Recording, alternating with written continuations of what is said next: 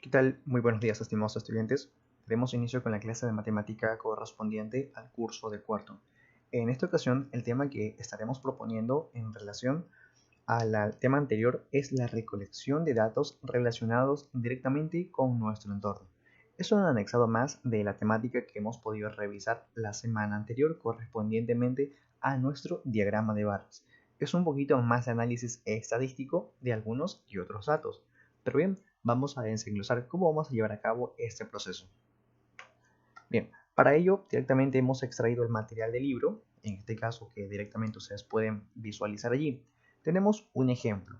Se menciona lo siguiente: en la ciudad de Guayaquil se hizo una encuesta entre 100 parejas, preguntándoles por el número de hijos que ellos tenían. Para recoger la información se diseñó una tabla de 3 columnas que permite saber el número de parejas de cierto número, en este caso de hijos, y en relación a lo que tenemos en cuanto a los datos. La primera variable va a ser a la cantidad o al número de hijos o hijas que se tengan. Por ejemplo, ahora lo siguiente: a las parejas que han podido, en este caso, encuestar. Recuerden que son 100 parejas y el total, que este básicamente refleja las cantidades generales de la contabilidad. ¿Ok?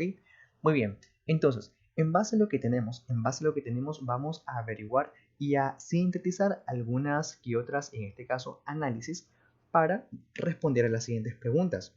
Por ejemplo, dice: para interpretar los resultados se formulan y responden preguntas. Bien, prácticamente planteamos cuestionamientos y en base a observar la tabla y más que todo cuestionar los resultados, vamos a poder obtener conclusiones en sí.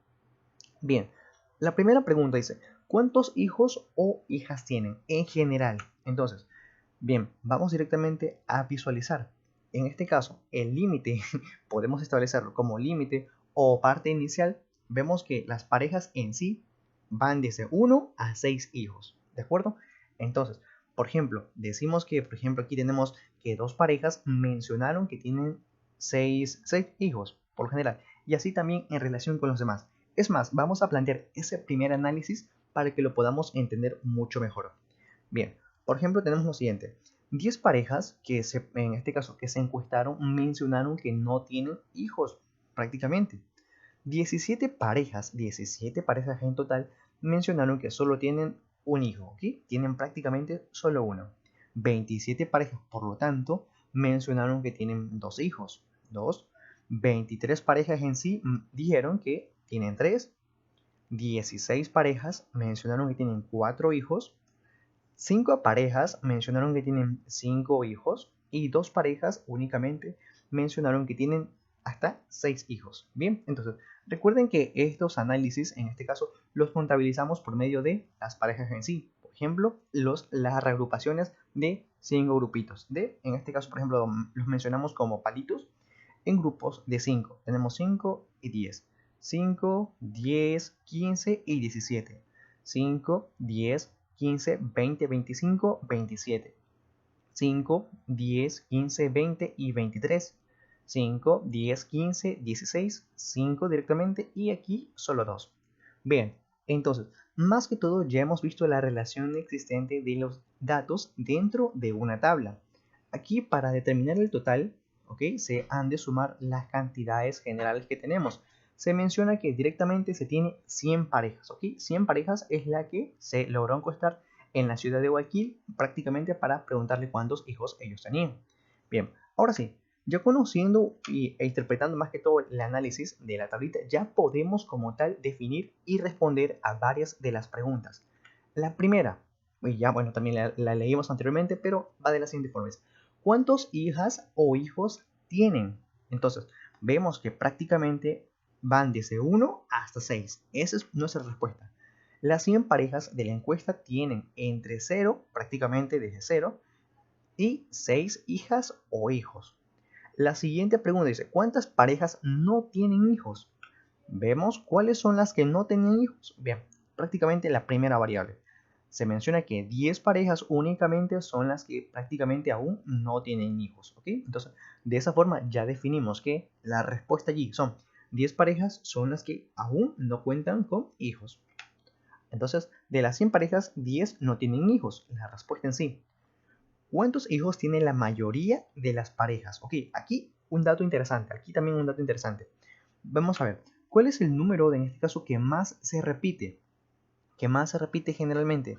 Vemos que 27 parejas dijeron que tienen 2 niños, ¿ok? Entonces vemos que las parejas que más se repiten, en este caso son 27, dijeron que tienen 2 hijos. Entonces, en ello prácticamente ya reflejamos una respuesta. Decimos, el mayor número de parejas, que son 27 parejas, indican que tienen 2 hijos o hijas.